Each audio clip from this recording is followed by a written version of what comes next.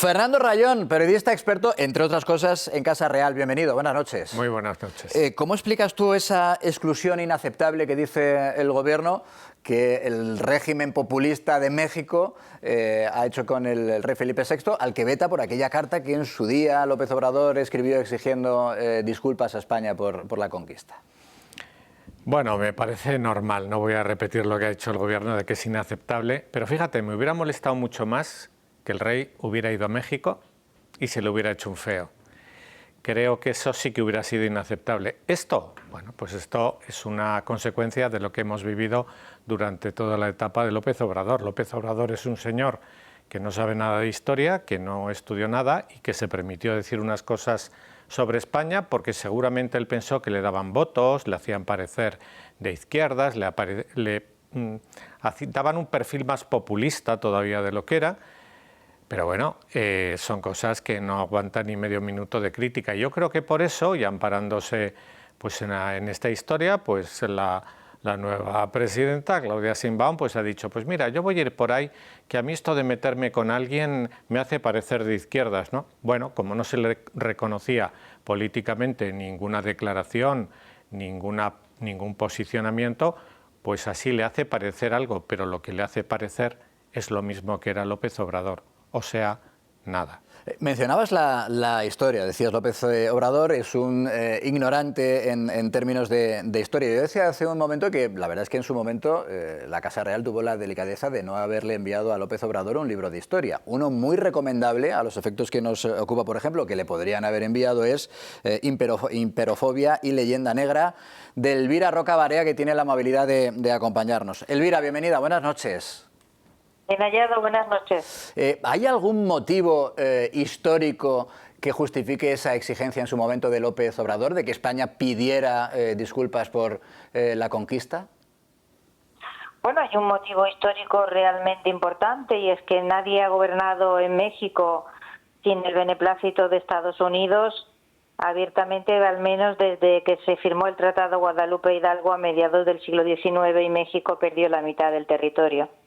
Desde entonces ha sido una política de Estado mantenida a lo largo del tiempo, el provocar conflictos inexistentes con España cada cierto tiempo, esto es un teatrillo al que ya hemos asistido antes, pues para camuflar un poco o disimular o maquillar el hecho de que los gobernantes mexicanos, López Obrador fue especialmente genuflexo y Sheinbaum seguramente lo será.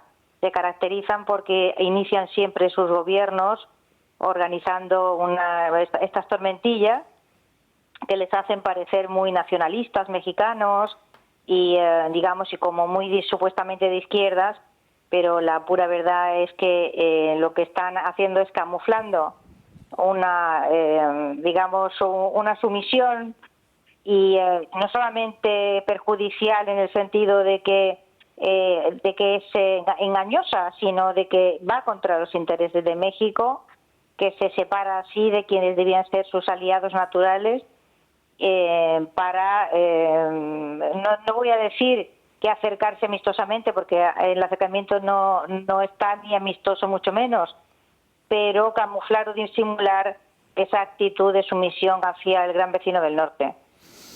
Yo siempre he sostenido, y creo que hemos tenido la suerte de comentarlo con usted en el programa en alguna ocasión, que no tiene ningún sentido analizar con los ojos de hoy lo que ocurrió hace 500 años. Aún así, le pregunto, los derechos, por ejemplo, de los indígenas, que es a lo que apela López Obrador y ahora su sustituta Sheinbaum, ¿los derechos de los indígenas mejoraron o empeoraron antes y después de la independencia? Bueno, ahí hay algunas cositas que hacer que no sé por qué no se hacen. Por ejemplo, se podían devolver las tierras que les fueron confiscadas a tantísimas comunidades indígenas después de la independencia, después de la independencia, y que forman ahora parte de enormes latifundios de las grandes familias que han sido los dueños de México durante generaciones. Quiero decir que no es una cuestión de que López Obrador o Sheinbaum desconozcan la historia, desconocen la lógica. Es que los descendientes de los conquistadores son ellos, no nosotros, que los españoles no son inmortales y no marcharon a América hace 5 siglos estuvieron allí durante un tiempo y luego regresaron. Esto ya sobrepasa el conocimiento de la historia para simple y llanamente tener que apelar a lo de Perogrullo. Esto es una farsa ridícula y que desde luego no se puede tapar con la manta del indigenismo, porque las políticas que han practicado los distintos gobiernos mexicanos con las poblaciones indígenas han sido absolutamente catastróficas desde hace muchísimo tiempo, ¿no? Y el convertirlos ahora en una especie de elemento decorativo, pues no contribuye precisamente a mejorar su situación en lo que se refiere a asistencia sanitaria, en lo que se refiere a educación, en lo que se refiere a integración y en lo que se refiere sobre todo a la posesión de la tierra, que fue la gran cuestión que en la primera mitad del siglo XIX se destacó como la más dolorosa, ¿no?, para estas comunidades.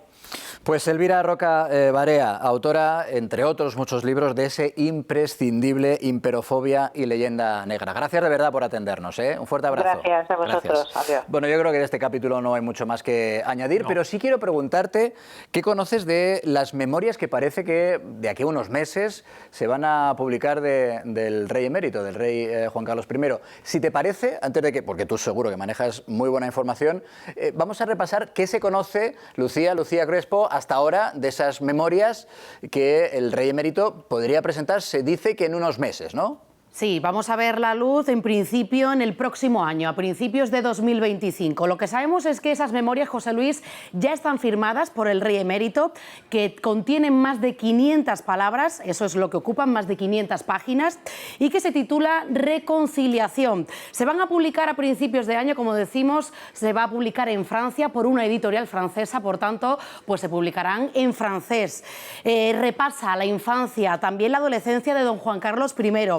Momentos cruciales desde su coronación, también el golpe de Estado del 23F y también pues esta editorial lo que dice, lo que ha dicho la propia editorial, es que don Juan Carlos explica sus errores, sus malas decisiones y que no oculta sus arrepentimientos, que habla con el corazón abierto, como con esa sensación cuando una persona sabe que le queda poco tiempo y quiere contar la verdad.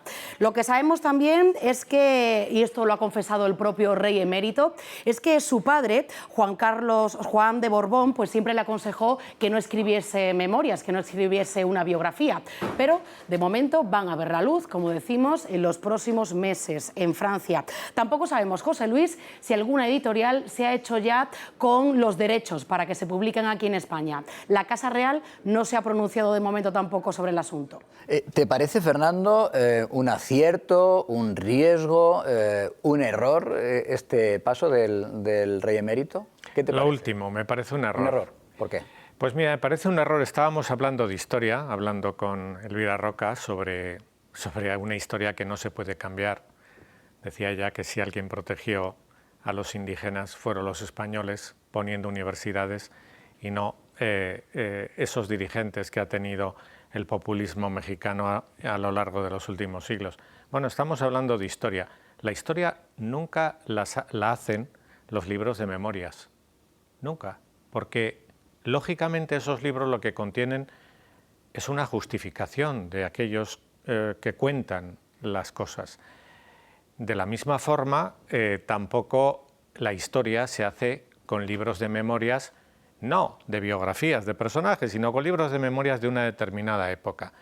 Pero esto lo hemos vivido además ya, José Luis, es decir, hay un libro de memorias de don Juan Carlos, que fue el libro El Rey, de José Luis de Vilallonga, y ahí José Luis de Vilallonga charlaba con el propio monarca y el monarca le contaba el 23F, una serie de cosas que él creía que no se habían entendido bien, de su infancia, de su juventud, de Franco. Entonces, bueno, esto ya lo conocemos. ¿Qué es lo que ocurre? Bueno, pues que desde que se escribió aquel libro se publicó en el 93, lo sé porque yo en las mismas fechas publiqué una biografía de la reina Sofía, pero mira, la diferencia está ahí. El libro de José Luis de Vilallonga era un libro que llevaba el Nil Ostat, el OK de Zarzuela.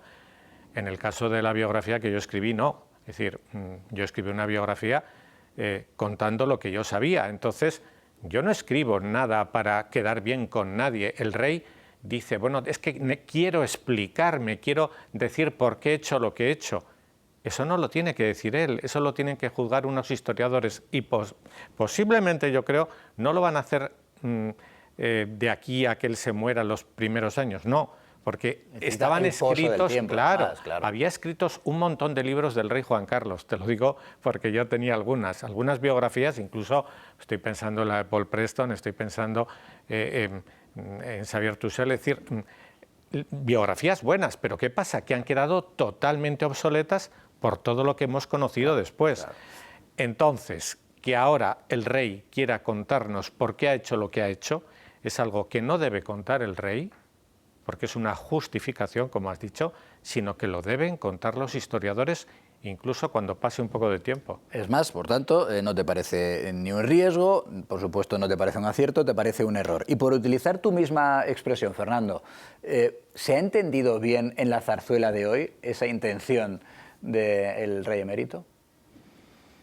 Bueno, lo desconozco porque Zarzuela, cada vez que le preguntas algo por el rey emérito, dice que no tiene nada que decir del rey emérito. Por no decir, no dice nada de si está en España o deja de estar, o si viene o va. Me parece una política singular. También me parece que es otro error, porque el rey Juan Carlos sigue siendo rey. Y Zarzuela, si viene o va, pues debería decirlo, y hasta cuándo va a estar, y dónde se va a hospedar, y con quién va a estar. Hay una especie de lugar común que eso son, no, es que estas son cuestiones privadas. No, ¿cómo va a ser una cuestión privada un rey que se ha autoexiliado en Abu Dhabi que viene a España o deja de venir? Yo creo que eso es información. De hecho, estamos hablando ahora de ello porque es una información. Claro, eso lo debería contar Zarzuela. Entonces me parece que hay una distopía muy rara, pero creo que eso se arreglará muy pronto. Pues Fernando Rayón, gracias por visitarnos. Es un placer siempre recibirte. Nos vemos pronto, ya lo sabes.